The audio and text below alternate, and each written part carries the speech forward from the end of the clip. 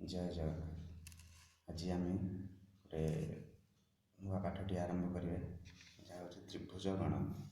गोटे चित्र में केते संख्यक त्रिभुज अच्छी ताको आम गण कर। तो यार तीनोटी नियम अच्छी सूत्र विभिन्न प्रकार सूत्र अच्छी। चलते सूत्र नंबर 1 आम आरंभ करिया। देखो ये गोटे त्रिभुज अच्छी ए बी सी, ताको गोटे लंब अंकन हो डी। तो यही त्रिभुज प्रथम चित्र रे आम देखा केतोटी त्रिभुज रही। तो देखो आपको जदि आम त्रिभुज लिखा आसब ए बी सी त्रिभुज गोटे बड़ त्रिभुज आसब जदि ए बी डी त्रिभुज गोटे ए डी सी त्रिभुज गोटे। तो ये भाव में आम तीनोटी पाइले। किंतु यदि आम सूत्र अनुसार करवा देखो सूत्र अनुसार कौन आसूसी मोर एमती आम लिखिद 1 2। तो आपको दुटा मिसई दवा सामान है तीनोटी। देखो 1 2 3 ये तीनोटी चित्र होती सूत्र प्रयोग करके आम ये व्यवहार कले। ये सूत्रटा कौ क्षेत्र में प्रযোज्य जोटी यही भाव में भूमि उपर को लंब अंकित होता है। गोटे हो दुईटा हो तीन हो से क्षेत्र में नियमटी प्रযোज्य। तो चलते चित्र नंबर 2 की आम जा। चित्र देखो ये आमर दुईटी लंब आसी। तो ये कौन करवा आम देखा लिखिद से हिसाब से 1 2 3। तो आपको आम मिसईदे 2 1 3 3 6। ये आम 6टी त्रिभुज पाइबा। ये आम पाई तीनोटी त्रिभुज से सूत्र में ये पाइले 6टी त्रिभुज। तो देखिए 6टी त्रिभुज किपर हो ए बी ई आप प्रथम बड़ त्रिभुज नहीं गले। तापर आसला A B C A C D A D E A B D A C E. ये भाव आम 6टी त्रिभुज पाइले। तो आम देखा बर्तमान आ गोटे चित्र नवा। तो से क्षेत्र में कौन हो देखा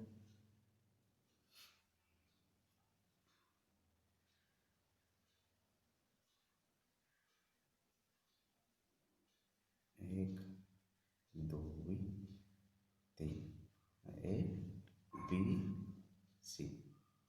तो देखो ये आमर हो भाग 4 भाग होती। तो जो 4टा आम देखुचे नंबरिंग 1 2 3 4 मिसईद 4 3 7 2 9 10। यही चित्र आसब 10टी। ये भाव में सूत्र नंबर 1 आम त्रिभुज गणन करें।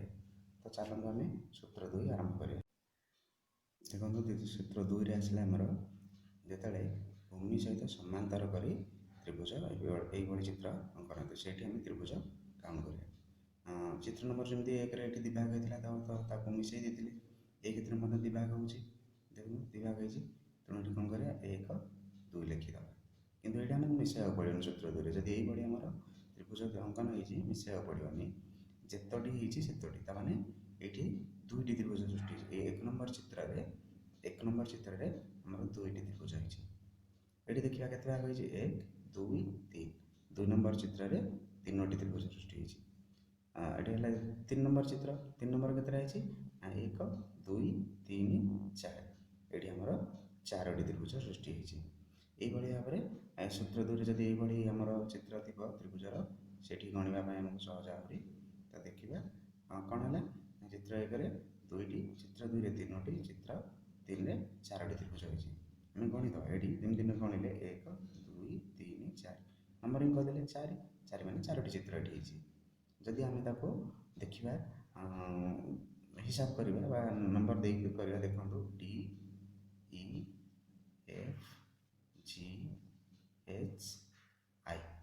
तो ये त्रिभुज आमर है ए डी ई त्रिभुज गोटे ए एफ जी त्रिभुज गोटे ए एच आई त्रिभुज गोटे आउ ए बी सी त्रिभुज 4टी त्रिभुज भाव में सृष्टि होती। तो यही सूत्र 2 में ये चित्र पाइबा। तो सूत्र 3 आरंभ करिया। प्रथम सूत्र और द्वितीय सूत्र दुईटा चित्र जदि मिसिकी थी आम ताको करवा। सूत्र 3 आम आरंभ करवा सूत्र 1 आउ सूत्र 2 मिशामिशी चित्र मिसिक चित्र जदि ये भाव में अच्छी आम किपर निर्णय करें। तो देखो प्रथम चित्र आम देखा।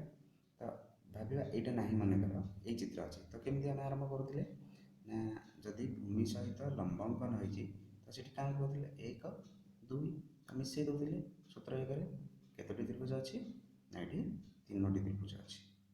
ସେଇଭଳି ଯଦି ଆମର ସମାନ୍ତର କରି ଭୂମି ସହିତ ସମାନ୍ତର କରି ରେଖା ଅଛି ସେଠି କେମିତି କାମ କରୁଥିଲେ ନା କେତୋଟି ତ୍ରିଭୁଜ ହେବ 1 2 ବା 1 ନମ୍ବର ଦେଉଥିଲେ 1 2 ଦୁଇଟି ତ୍ରିଭୁଜ ଅଛି ତାକୁ ଆମେ କ'ଣ କରିବା 3 ସୂତ୍ରରେ 2 3 ଗୁଣିଦେବା ବା ଏଠି ଲେଖିବା 2 ଗୁଣନ 3 ସମାନ ଏଠି ସୃଷ୍ଟି ହେଉଛି 6ଟି ତ୍ରିଭୁଜ। ଏଠି ଆମର ସୃଷ୍ଟି ହେଲା 6ଟି ତ୍ରିଭୁଜ ପ୍ରଥମ ଚିତ୍ରରେ। ଦେଖନ୍ତୁ ଯଦି ଏଇ ଗାର ହେଲା 3ଟି ଏଇ ଗାର ଥିଲେ 2ଟି ତ ଏଇ 3 ଆଉ 2କୁ ଆମେ ଗୁଣିଦେବା ଯେଉଁଠି ଆମର 6ଟି ଚିତ୍ର ସୃଷ୍ଟି ହେଲା। ତ ଚାଲନ୍ତୁ ଦ୍ୱିତୀୟ ଚିତ୍ରକୁ ଯିବା ଏଇ ଚିତ୍ରରେ ସେଇଭଳି ନା ଏଇ ଚିତ୍ର କେତୋଟି ଆସିଲା 1 2 3 ତାକୁ ମିଶାଇଦେବା 1 2 3 3 5 6 ପ୍ରଥମେ ଆସିଲା 6ଟି ପୁଣି ସମାନ୍ତର ରେଖା ଥିଲେ କେତୋଟି ଆସିବ ଦେଖିବା ସମାନ୍ତର ଥିଲେ 1 2 3 ଏପଟେ ମଧ୍ୟ 3ଟି ଆସିଲା ତ ଏଇ 6କୁ 3 ଆମେ ଗୁଣିଦେବା ତାହେଲେ ଏଠି ମୋଟ ହେଲା 6 3 18ଟି ତ୍ରିଭୁଜ ସୃଷ୍ଟି ହେଲା। ଏଠି ଦ୍ୱିତୀୟ ଚିତ୍ରରେ 18ଟି ସୃଷ୍ଟି ହେଇଛି। ପୁନଶ୍ଚ ଆମେ ଯଦି ଯିବା 3 ନମ୍ବର ଚିତ୍ରକୁ ଏଇଠି ଦେଖିବା ସେଇଭଳି ଆମେ କରିବା ଆମର ଚିତ୍ରାଙ୍କନ କରିଦେବା 1 2 3 4 ତାକୁ ମିଶାଇଦେବା 4 3 7 2 9 1 10 ଏଠି 10ଟି ହେଇଛି। ପୁନଶ୍ଚ ଏହିପରି ଭାବରେ ଦେଖିବା 1 2 3 4 ଏପଟେ ହେଲା 4 ତ 10 ଚଉକୁ 40ଟି ତ୍ରିଭୁଜ। ଦେଖନ୍ତୁ 3 ନମ୍ବରରେ ଆମର 40ଟି ତ୍ରିଭୁଜ ସୃଷ୍ଟି ହେଇଛି। ଏଇଭଳି ଭାବରେ ତ୍ରିଭୁଜ ଏଇଭଳି ଭାବରେ ଯଦି ଚିତ୍ର ଥିବ ଆମକୁ ତ୍ରିଭୁଜ କେତୋଟି ଅଛି ଗଣନା କରିବା ପାଇଁ କହିବ ତ ଆମେ ଏହି ସୂତ୍ର ବ୍ୟବହାର କରି କରିବା। ତ ଆଜି ପାଇଁ ଏତିକି। ପୁଣି ନେକ୍ସଟ ଭିଡ଼ିଓରେ ଆମେ ଦେଖିବା ଆହୁରି ଅଲଗା ପ୍ରକାର ଚିତ୍ର ଥିଲେ କିପରି ଆମେ ତ୍ରିଭୁଜ ନିର୍ଣ୍ଣୟ କରିବା। ଯଦି ଆପଣ ମୋର ଚ୍ୟାନେଲକୁ ସବସ୍କ୍ରାଇବ୍ କରିନାହାନ୍ତି ତାହେଲେ ସବସ୍କ୍ରାଇବ୍ କରିନିଅନ୍ତୁ ଯାହାକି ଆପଣ ଗଣିତ ସମ୍ବନ୍ଧୀୟ ବା ଅନ୍ୟାନ୍ୟ ପାଠ ସମ୍ବନ୍ଧୀୟ ନୂଆ ନୂଆ ତଥ୍ୟ ବା ନୂଆ ନୂଆ ଜିନିଷ ଜାଣିବେ। ଧନ୍ୟବାଦ।